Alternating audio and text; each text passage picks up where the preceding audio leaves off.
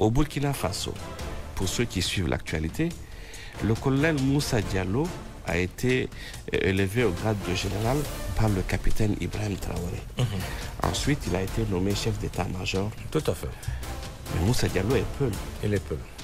Comment peut-on expliquer aux gens qu'un chef d'état-major puisse envoyer des éléments pour aller faire des exactions dans des villages de sa communauté? Ça n'a aucun sens. Ça n'a aucun sens. Et il faut qu'on en parle.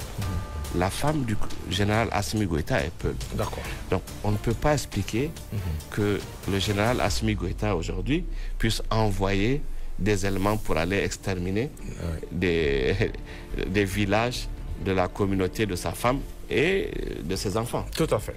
Ces massacres ne sont pas commis par les VDP ni par l'armée burkinabé. C'est des mercenaires qui le font. Ceux qui sont combattus actuellement, ce sont des terroristes. Ils n'ont ni ethnie, ni nationalité. C'est des apatrides que nos armées sont en train d'éliminer. Ils ont travaillé à nous imposer un système éducatif qui fabrique encore des ignorants, des intellectuels mais ignorants. Malheureusement, parce que toutes les valeurs de patriotisme, de civisme, un certain nombre de choses sont des choses qui, si vous regardez au fil du temps, ont disparu. Il faut dire la vérité. C'est fondamental. Merci beaucoup. Oui, Abdel, qu'est-ce que vous allez ajouter sur ce thème, la division, une arme historique d'un presse occidental pour briser l'élite africaine? Bon, par rapport à la division, je vais parler de quelque chose de très important, surtout la division qu'ils essayent de faire au niveau communautaire. C'est vrai que souvent c'est tabou, mais je pense qu'il faut souvent... Il faut en parler. Il faut en parler. Ah, il faut en parler. Il faut en parler. Voilà. Vous avez vu ce qui se passe un peu au Burkina Faso. À un moment, les réseaux sociaux étaient inondés d'images vraiment de massacres de la communauté Peul. Peul, tout à fait. Et ils ont commencé à dire que c'est les VDP, les forces armées burkinabées qui ont commencé à le faire. Alors, nous avons évoqué cela chez les étudiants et ils ont bien compris. Et je pense que aujourd'hui, sur votre plateau, c'est très important d'en parler. C'est ça. En fait, ces massacres ne sont pas commis par les VDP ni par l'armée burkinabé. C'est des mercenaires qui le font et qui filment et qui les balancent sur les réseaux sociaux. D'accord. Alors, l'objectif, c'est quoi? À un certain moment, les djihadistes ont un problème de recrutement. Parce qu'aujourd'hui, avec la montée en puissance des armées de l'AES, tout à fait. Donc ça commence à être très compliqué. Donc maintenant, qu'est-ce que les impérialistes leur ont suggéré? Donc c'est de prendre des mercenaires qui vont faire donc, ces exactions, filmer, balancer, pour pousser certains jeunes à se faire enrôler. Pas pour faire ce combat du djihadisme, comme ils le disent, alors qui n'est pas vrai, mais pour aller dans une guerre communautaire pour dire que c'est pour venger leurs parents. Donc il faut faire très attention. Ces images sont vraies, nous ne disons pas que c'est des fausses images, mais ce ne sont pas les VDP, ce ne sont pas l'armée burkinabé. Au Burkina Faso, pour ceux qui suivent l'actualité, le colonel Moussa Diallo a été élevé au grade de général par le capitaine Ibrahim Traoré. Ensuite, il a été nommé chef d'état-major. Tout à fait. Mais Moussa Diallo est Peul. Il est Peul. Donc, comment peut-on expliquer aux gens qu'un chef d'état-major puisse envoyer des éléments pour aller faire des exactions dans des villages de sa communauté? Ça n'a aucun sens. Ça n'a aucun sens. Et il faut qu'on en parle. Au Mali, ils ont fait la même chose. Ils ont essayé. À un moment, ça s'est arrêté. Ce que beaucoup de nos téléspectateurs ne savent pas, c'est que la première dame du Mali, Lalla Diallo, est Peul. La femme du général Assimi Goïta est Peul. Donc, on ne peut pas expliquer que le général Assimi Goïta, aujourd'hui, puisse envoyer des éléments pour aller exterminer des villages de la communauté de sa femme et de ses enfants. Tout à fait. Pour revenir au Niger, vous avez vu les efforts du général d'armée Abdelmatin. À chaque fois qu'il fait une sortie officielle, il parle en français, il parle en Hausa, il parle en germain et il parle en fulfulde.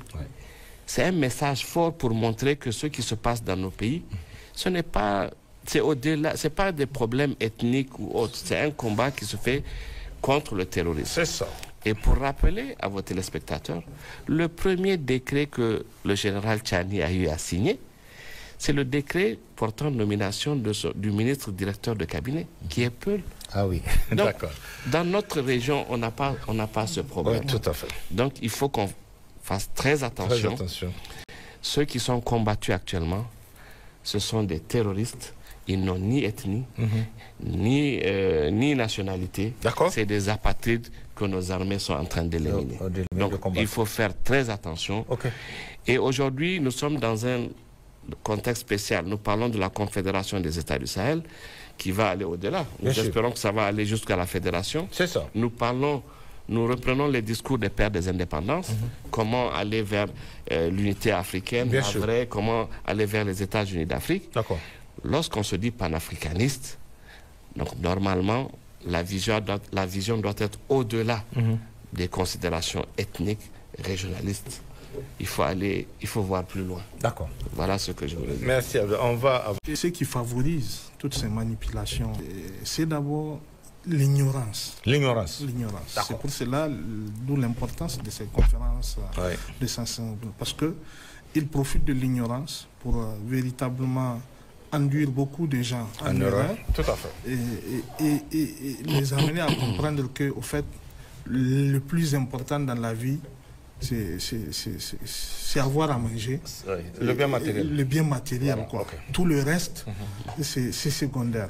Alors que eux, de l'autre côté, ils s'y battent, ils investissent beaucoup plus pour construire un certain nombre de valeurs et pour faire de leur patrie quand même les dominateurs communs autour duquel tout le monde doit se battre, s'investir en dépit de ce qu'il peut avoir comme courant politique divergent, opposé, etc., etc.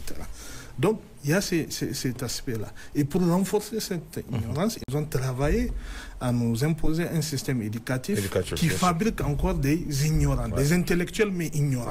Malheureusement, parce que toutes les valeurs de patriotisme, de civisme, un certain nombre de choses sont des choses qui, si vous regardez au fil du temps, ont disparu. Il faut dire la vérité.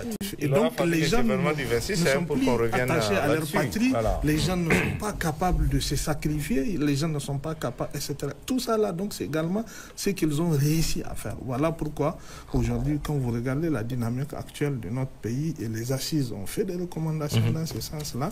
Et bien avant, le gouvernement, même le CNSP, a initié des réformes dans ce sens. Il y a un comité même de réflexion qui a été mis en place pour repenser le système éducatif.